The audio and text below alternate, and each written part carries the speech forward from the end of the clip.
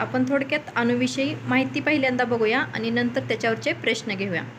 महर्षी कणाद यांचे मत आहे, अणु म्हणजे काय तर पदार्थाचा सर्वात लहान कण, सर्वात लहान अविभाज्य कण म्हणजेच अणु होय. कुणी ही व्याख्या मांडली आहे? महर्षी कणाद यांनी. आणि डेमोक्रेटिस काय म्हणतात तर त्याचा अविभाज्य कण. तर त्यांनी अणुची रचना कशी केली आहे बघा. अणु म्हणजेच अणुच्या केंद्रकात काय असतं? केंद्रक आणि कक्ष असतात. अणु म्हणजे केंद्रक म्हणजे हे बघा आता त्याच्या भोवती काय असतं? ऑर्बिट्स, कक्षा, त्यालाच आपण कक्षा म्हणतो. आणि ह्याला काय म्हणतो? न्यूक्लियस. न्यूक्लियसमध्ये काय केंद्रकात काय काय असतं? केंद्रकात प्रोटॉन्स आणि न्यूट्रॉन्स असतात. आणि कक्षेमध्ये काय फिरत असतात? इलेक्ट्रॉन फिरत असतात. त्याचे उपकण आणि त्याचे गुणधर्म आपण बघू. हे लक्षात ठेवायचं बरं का. केंद्रकात काय असतं? प्रोटॉन आणि न्यूट्रॉन. आणि कक्षेत काय असतं? इलेक्ट्रॉन फिरत असतात. उपकण आणि त्यांचे गुणधर्म बघा. प्रभार, वस्तुमान आणि स्थान. तर प्रोटॉनचं आपण पी ह्या अक्षराने दाखवतो आणि प्लस असतं. त्याच्या कारण प्रोटॉनवर हा धन प्रभार असतो म्हणून आपण ते प्लस चिन्ह दाखवतो. किती? +1 हा धन प्रभार असतो. तर त्याचं वस्तुमान किती? हा प्रभार झाला. आणि वस्तुमान किती असतं प्रोटॉनचं? 1.6 × 10⁻27 kg. तर हे आणि त्याचं स्थान कुठं असतं? प्रोटॉन हे कुठं असतात? न्यूक्लियसमध्ये म्हणजेच केंद्रकात असतात. आणि न्यूट्रॉन्स बघा. न्यूट्रॉन्सबद्दल काय? न्यूट्रॉन्स म्हणजे 0 म्हणजे शून्य, न्यूट्रल असतात ना. न्यूट्रॉन न्यूट्रल असतात. त्यांच्यावर कोणताही प्रभार नसतो, धन किंवा ऋण प्रभार नसतो म्हणून त्याला न्यूट्रल म्हणतो. न्यूट्रॉनवर हा 0 प्रभार असतो. आणि त्याचं वस्तुमान किती असतं? 1.6 × 10⁻27 kg. आणि त्यांचं स्थान कुठं आहे? केंद्रकात. प्रोटॉन आणि न्यूट्रॉन कुठे असतात? केंद्रकात. म्हणून त्यांचं वस्तुमान किती आहे? मास वस्तुमान हे सारखंच आहे, सेम आहे. कुणाकुणाचं? प्रोटॉन आणि न्यूट्रॉनचं. 1.6 × 10⁻27 हे लक्षात ठेवायचं. इलेक्ट्रॉन कुठला चार्ज असतो? मायनस चार्ज, ऋण चार्ज असतो. म्हणजेच त्याच्यावर आपण इलेक्ट्रॉनचा म्हणून न आपण दाखवत असतो. ईच्या वर कुठला चार्ज असतो? मायनस, ऋण. त्याचं वस्तुमान किती असतं? 9.1 × 10⁻31 किलोग्रॅम. ते कुठे असतात? कक्षेमध्ये. मला आत्ताच दाखवलं बघा. हे केंद्रक, छोटंसं केंद्र, त्याच्या बाहेर असते कक्षा. कक्षेमध्ये हे इलेक्ट्रॉन्स हे फिरत असतात. मायनस चार्ज त्याच्यावर असतो.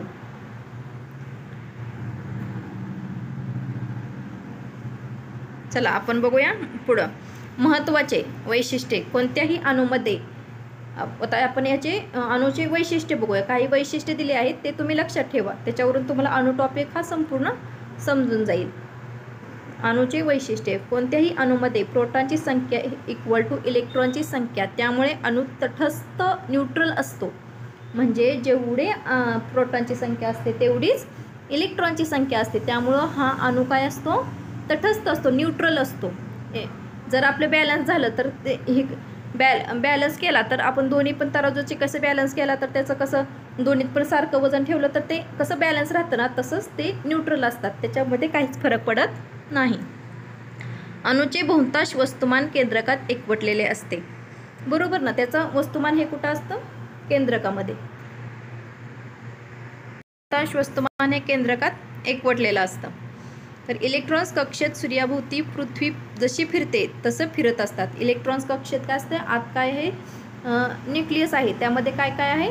प्रोटॉन्स आणि न्यूट्रॉन्स. आणि इलेक्ट्रॉन्स कसे कक्षेभोवती फिरत असतात. त्यामुळे ते कसं जशी सूर्याभोवती आपली पृथ्वी फिरते ना तसं ते इलेक्ट्रॉन्स आपल्या कक्षेत फिरत असतात. वस्तुमानाच्या दृष्टीने प्रोटॉन आणि न्यूट्रॉन मी मगच सांगितलं त्याचं किती वस्तुमान होतं तुम्ही लक्षात ठेवलं का? 1.6 × 10⁻27. दोन्हीचं पण सेम आहे, प्रोटॉन आणि न्यूट्रॉनचं. इलेक्ट्रॉनचे वस्तुमान खूपच कमी असते. कुणाच्या दृष्टीनं? प्रोटॉन आणि न्यूट्रॉनच्या वस्तुमानाच्या दृष्टीने. ते किती असतं ते लक्षात ठेवा. 1/1836. म्हणजे बघा तुम्ही जर हे केलं तर एकदम शुल्क किंमत येणार आहे ह्याची. त्यामुळे ते प्रोटॉन आणि न्यूट्रॉनच्या वस्तुमानापेक्षा खूपच कमी असतं. आता काही शास्त्रज्ञ आणि त्यांनी कशाचा शोध लावला हे दिलेलं आहे. हे खूप महत्त्वाचं आहे बरं का. ह्याच्यावर खूप प्रश्न आलेले आहे आतापर्यंत TETमध्ये.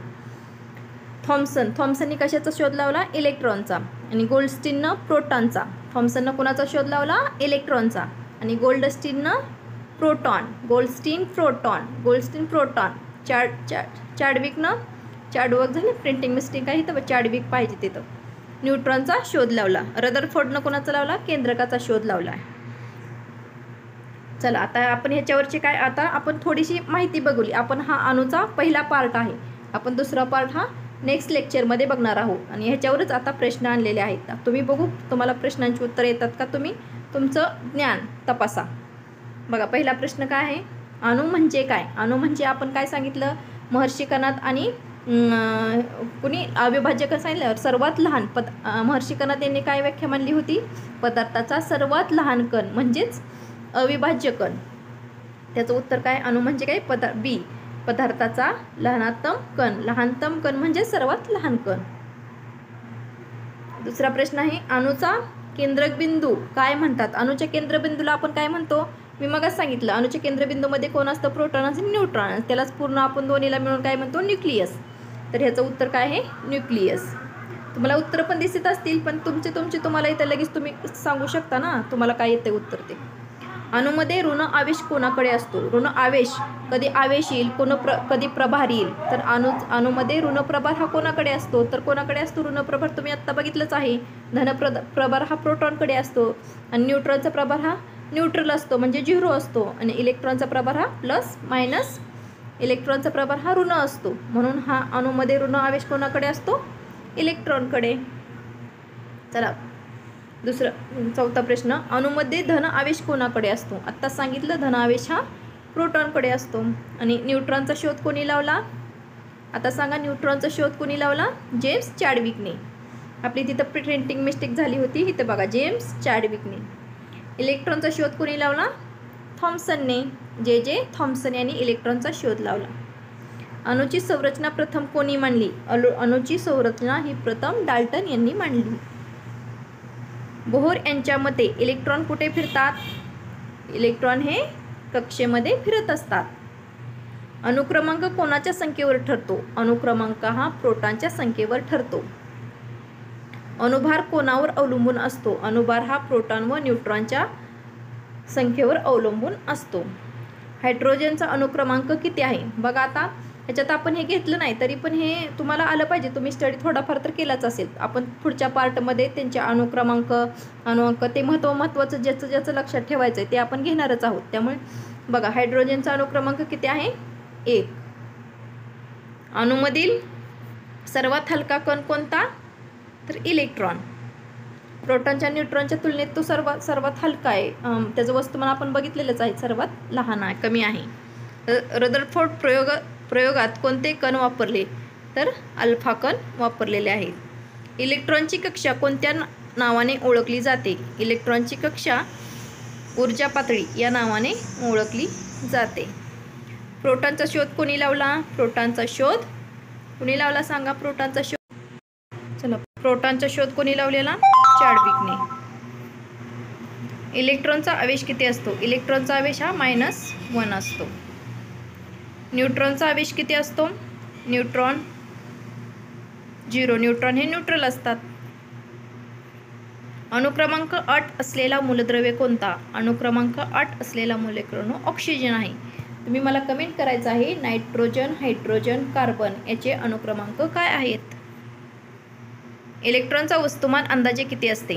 इलेक्ट्रॉनचे वस्तुमान हे सर्वात लहान म्हणजे प्रोटॉन आणि न्यूट्रॉनच्या तुलनेत खूपच कमी असते. ते असते 1/1836 एर्मस्ट्रॉम AMU. बोहर यांच्या मते इलेक्ट्रॉन ऊर्जा मिळवतात तेव्हा बाह्य कक्षेत जातात. न्यूट्रॉन आणि प्रोटॉन कुठे असतात? न्यूट्रॉन आणि प्रोटॉन हे कुठे असतात? केंद्रकात. इलेक्ट्रॉन कोणत्या कणाभोवती फिरतात? इलेक्ट्रॉन हे न्यूक्लियस या कणाभोवती म्हणजे न्यूक्लियस म्हणजेच प्रोटॉन आणि न्यूट्रॉन असतात. न्यूक्लियस त्या दोघांना मिळूनच न्यूक्लियस आपण म्हणत असतो. रदरफोर्डच्या प्रयोगाने काय सिद्ध झाले? रदरफोर्डच्या प्रयोगाने अणूचे केंद्रक असते हे सिद्ध झाले. बोहर मॉडेलने कोणत्या घटकावर भर दिला? बोहर मॉडेलने कक्षाच्या ऊर्जेवर भर दिला. कोणता कण अणुभारावर फारसा परिणाम करत नाही? कोणता कण? तर इलेक्ट्रॉन अणुभारावर फारसा परिणाम करत नाही. तर बघा आपण हे काही अणू या टॉपिकवर काही थोडंसं स्पष्टीकरण दिलं, त्याच्यावर आपण 25 प्रश्न घेतले. पुढचा पार्ट पण अणूचाच असणार आहे. पुढचा पार्ट त्यामध्ये अणुक्रमांक, अणुभार, त्याच्यावर काही एक्झाम्पल कसे येतात ते आपण बघणार आहोत.